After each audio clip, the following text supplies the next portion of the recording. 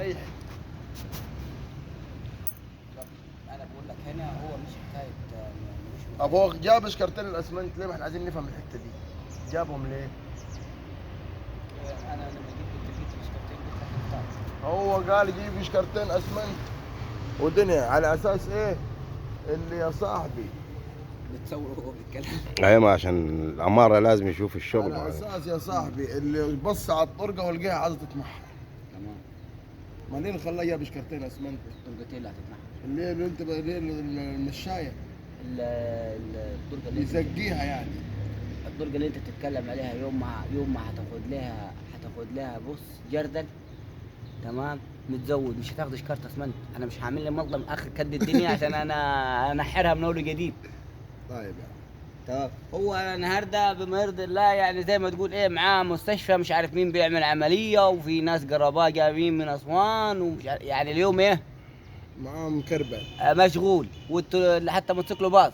انا رحت جبته ولفلفت بيه بموتوسيكلي وبعد كده ايه قلت له اخلع ركب عربيه وروح طالما الدنيا واقفه.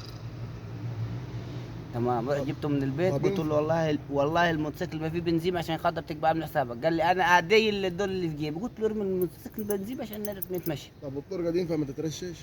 ترشش ده الطرقه اللي بقول لك عليها دي لازم تترش طبعا. طب ما رشاش ليه وقال انا شطبت جوا خلاص كده واطلع على الواجهه؟ انا عارف ان الطرقه دي ما ترشتش.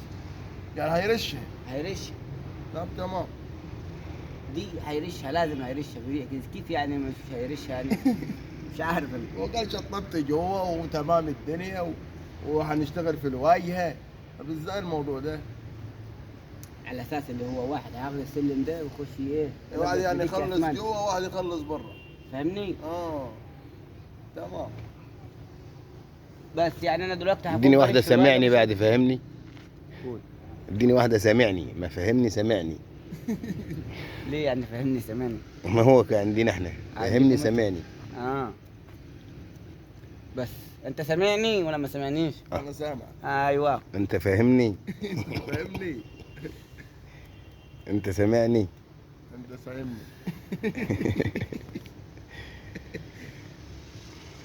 يا سمو دلوقتي يا سامبا هتقتنع بالاقتراح بتاع الديوان ده المفروض يركب سيراميك. مقترح كلامك صح فعلا. عارف ليه؟ عارف ليه الديوان ده يركب سيراميك؟ هنعمل مغسله هنحفظه تحت وهنعمل مغسله يا باشا زي ميضة يعني. المغسله. هنشيل التراب ده والزلط وهنعملها سيراميك بس من جوه زي ما انت بتقول ومن بره. كلها سيراميك. بره جوه. بره جوه. بس تمام. وهتتحط عليها